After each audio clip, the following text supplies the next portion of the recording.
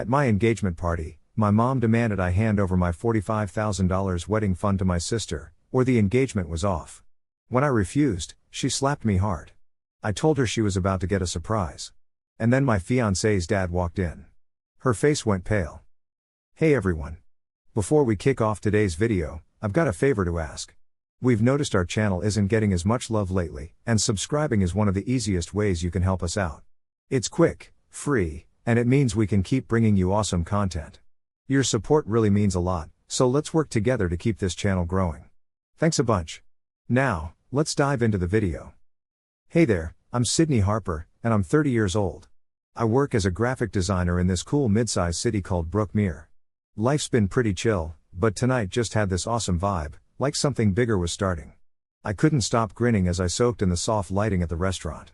Everything just felt spot on, the camel centerpieces, the gentle tunes playing in the background, and the fresh flowers filling the air with a sweet scent. Tonight was special, our engagement party. Nathan and I have been together for 4 years, and now we're gearing up to tie the knot in just 4 months. Nathan was right by my side, as reliable and warm as ever, with his hand resting gently on my back. We met 4 years ago after he joined the creative team at the marketing firm where I work. We clicked at a company off-site retreat, and everything just naturally fell into place from there. He's kind, dependable, super smart, and together, we've built a life full of respect, trust, and shared dreams. Our closest friends and family had gathered here to celebrate with us. I looked around the room, spotting familiar faces, all smiling at us. There were coworkers, old college buddies, Nathan's parents, and even some cousins I hadn't seen in forever. And, of course, my family was there, well, most of them. My parents, Erica and Owen Harper, were at a table near the front. Their smiles seemed a bit forced, which wasn't unusual. My younger sister Chloe was there too, looking bored and scrolling through her phone, like she'd rather be anywhere else. I mean, this was probably her 3rd phone this year, knowing her clumsy track record. We never really clicked, and things just got more distant as time went on. But I brushed those tensions aside because tonight wasn't about family drama, it was about love, commitment, and starting a new chapter. Or so I thought. My mom, Erica, stood up, tapped her wine glass, and got everyone's attention. Hey, can I get everyone to listen up? She started, with a smile that just seemed a tad off. First up, congrats to my amazing daughter Sydney and her fantastic fiancé Nathan. Wishing you a marriage filled with love, joy, and happiness. There was some polite clapping, glasses raised, and Nathan squeezed my hand under the table. I shot him a grateful smile. But then, things took a turn. My mom's voice took on this serious edge. I also have an important announcement, she continued, setting her glass down. After discussing with Owen, we're giving Sydney's $45,000 wedding fund to Chloe instead. The room went dead silent. I blinked, thinking I must have misheard her. I let out a little chuckle, hoping someone else would join in.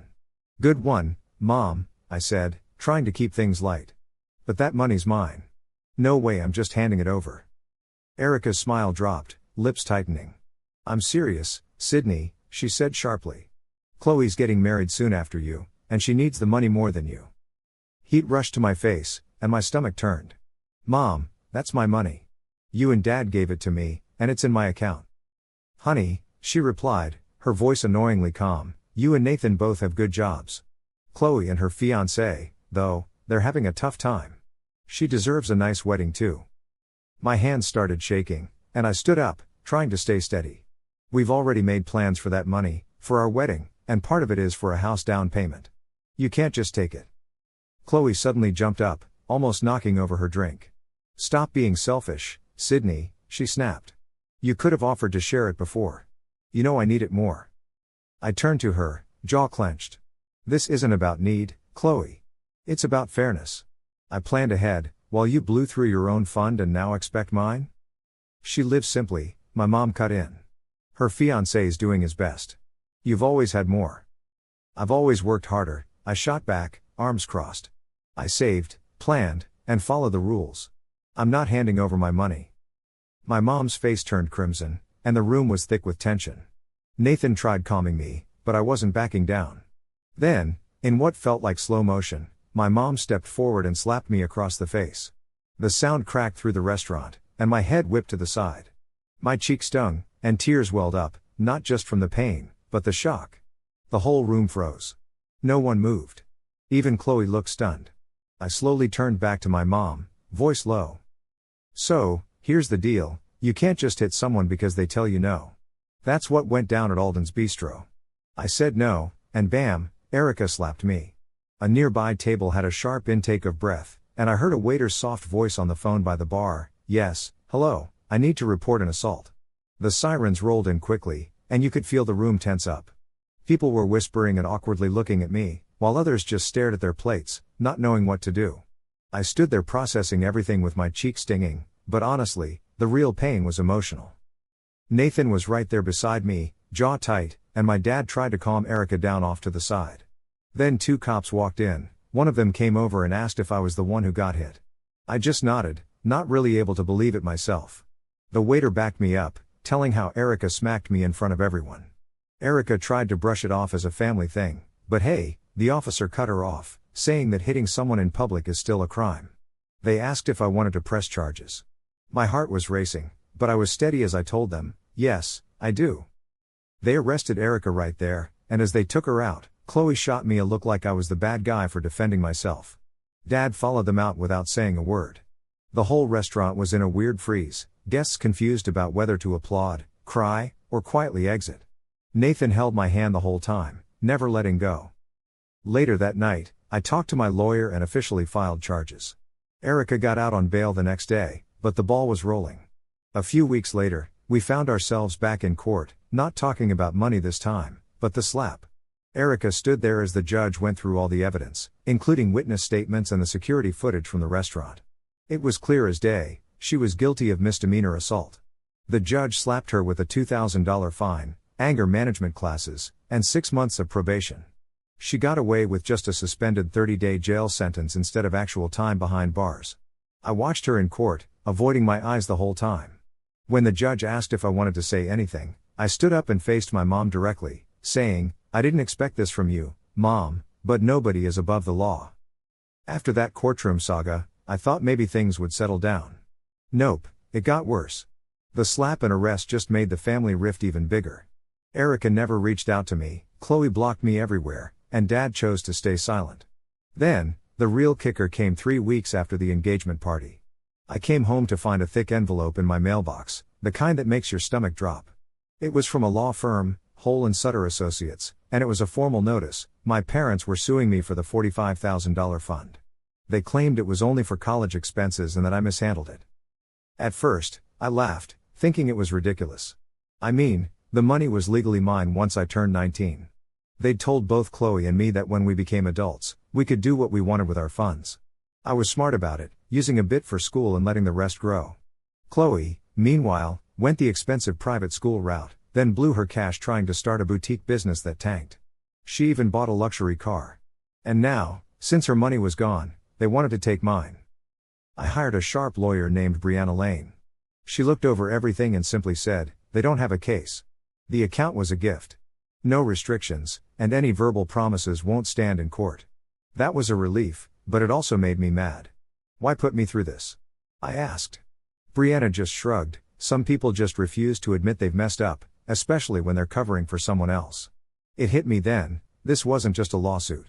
It was about lifelong favoritism, denial, and imbalance in our family. Mom wasn't just after my money, she was trying to cover up Chloe's failings. The months ahead were going to be a battle. Man, those days were some of the most draining times of my life. The legal stuff just ate up everything, my time, my energy, even my work focus. I was up to my ears in emails, legal filings, discovery requests, and endless preliminary hearings. Walking into the courtroom and seeing my parents sitting next to Chloe, all of them avoiding eye contact, hit me hard every time. This wasn't just some lawsuit, it felt like a deep stab of betrayal. Chloe would sit there, smug as anything, convinced she was going to snag the money I'd spent years saving up. There was this one super intense day when Chloe took the stand and claimed that the fund was only for college. My lawyer, Brianna, didn't miss a beat and asked her straight up, "Did you use the entire fund strictly for college expenses?" Chloe paused and finally said, "Well, not all of it." Brianna pressed on, saying, "In fact, you dropped out and spent the rest on a business venture and a fancy car, right?" Chloe's face went tight. "That's not relevant," she snapped. But it totally was. As all this unspooled in court, I sat there quietly, my heart pounding yet steady as everything came to light, my parents playing favorites, Chloe's carelessness, and their attempts to cover for her at my expense. Outside the courtroom, Nathan was my rock. He was at every single hearing, holding my hand through every rough patch, reminding me why standing my ground was important. But, wow, it was tough. Legal fees piled up, and I hit emotional overload. My wedding plans started crumbling. We had to put parts of it on hold, and I was losing sleep, crying at random times. But I was determined not to give up, because this fight wasn't just about cash. It was about being seen, being respected, and finally holding my family accountable. Just when I thought things couldn't get worse, they did. One day, as I was going over wedding vendor lists, my cousin Melissa called. "Sydney, I'm sorry to hear about the wedding being cancelled," she said, sounding all sympathetic. My heart skipped a beat. "What are you talking about?" "The wedding's still on," I replied, clueless. Turns out, my mom had called her, spreading rumors that Nathan and I broke up because he supposedly cheated on me. I was floored. Within the next hour, 3 more friends and relatives called, asking why the wedding was cancelled. Someone even sent out fake emails pretending to be me. It was wild. My mind instantly went to Chloe. No solid proof, but the pattern was unmistakable. It wasn't just about the lawsuit anymore, it had got personal. I rang my Aunt Mara, one of the few who hadn't picked sides. "I was just about to call you," she sighed. "Your mom's been telling everyone you're lying about Nathan, saying you're unstable and that the wedding was never happening." I leaned against the wall, exhausted. "Why is she doing this?" I asked. "She's protecting Chloe," Aunt Mara said softly.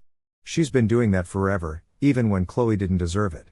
I love Chloe, but your mom is enabling her and dragging you down to boost Chloe up." That realization cut deeper than anything in the courtroom. My own mom was ruining my reputation to win sympathy for my sister. That evening, Nathan came home and immediately noticed something was wrong. I showed him the fake emails and relayed what Melissa told me. He was furious but not shocked. "Your sister just contacted me too," he said grimly. "She claims she has proof you cheated on me and sent photos." I was horrified as he showed me some badly edited images of a woman with my face pasted onto another body next to some random guy. It was laughably bad, but still, it hurt so much. Nathan shook his head. "I didn't buy it, but my parents saw them too.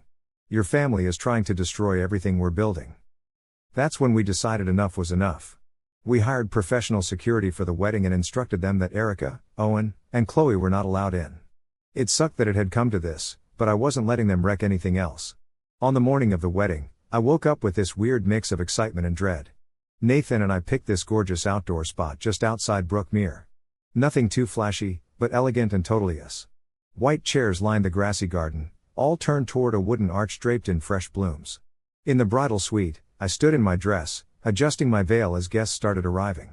My stomach was in knots, not from the vows, but from everything else going on. I thought we had everything under control. We had 2 security guards at the entrance, and they knew not to let my immediate family in. Nathan and I had planned everything out, but I was still on edge. Around 2:15, there was a knock on the bridal suite door. One of the guards came in, speaking softly. "Miss Harper," he said, looking cautious. "We've just stopped a young woman trying to get in through the back service gate. She matches the photo you gave us, your sister Chloe." My heart was racing. "Was she alone?" I asked. "Yes," he said, "but she had a tote bag, and inside was a big can of red paint." I felt like I couldn't breathe. All I could think about was my wedding dress, the venue, the guests. She wanted to ruin it all. I was furious, sad, and in disbelief all at once. "Do you want to press charges?" the guard asked. "We can call the local sheriff right now." I paused. After everything, the slap, the lawsuit, the lies, the edited photos, and now this, I had every reason to involve the police. But it was my wedding day. I'd already lost enough to their chaos. "No," I finally said, trying to sound calm. "Just make sure she leaves and doesn't come back. And please check if my parents tried sneaking in." He nodded and left the room. I sank into a chair, trying not to cry. My best friend Isabel came over. "What happened?" she whispered. I looked up, my voice shaky. "Chloe tried sneaking in with a can of paint. She was going to ruin everything." Isabel's eyes went wide, then she got angry.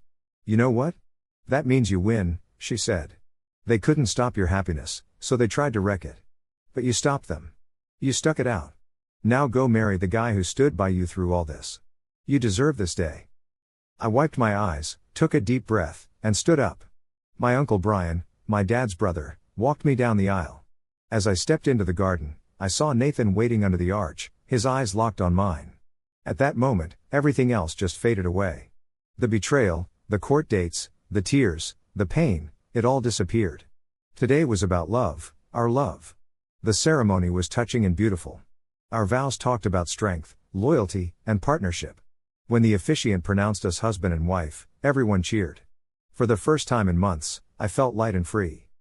The reception was exactly what we hoped for, full of laughter, music, and heartfelt speeches from friends who supported us.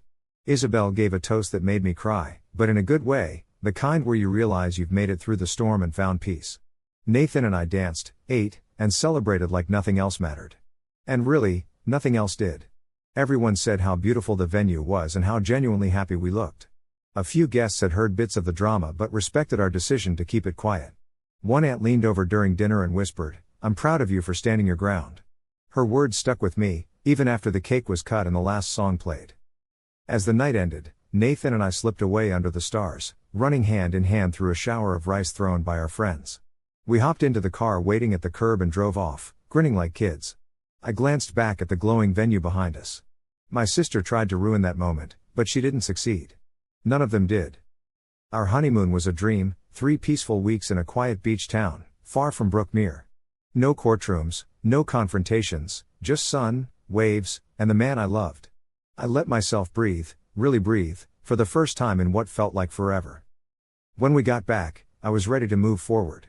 We focused on settling into our apartment, planning for the future, and putting the past behind us. A few weeks later, I bumped into my cousin Rachel at the grocery store. After a quick hug, she asked, "Did you hear about Chloe's wedding?" I raised an eyebrow. "We're not really talking," I said. "Your parents took out a loan to pay for everything," she told me. "It's going to be at the Grand Garden Hotel downtown. Super lavish. They're flying in a chef from out of state. It's a whole production." I couldn't help but chuckle quietly. Of course they'd go all out for Chloe, even if it meant going into debt. "Are you going if she invites you?" Rachel asked carefully. "She tried to ruin my wedding with a can of paint," I said flatly. "So no, I won't be attending." And funny enough, no invitation ever came. I later heard through the family grapevine that several relatives decided not to go to Chloe's wedding because they felt uncomfortable. Things had gotten a bit awkward with how people were treating us. Some folks were nice about it, while others were pretty loud and clear with their opinions. But, honestly, the whole excitement had started to fade for Chloe and even for my parents. Nathan and I put the $45,000 to good use, exactly how we had planned. We had this perfect wedding, nothing over the top, just really special and surrounded by people who truly cared about us.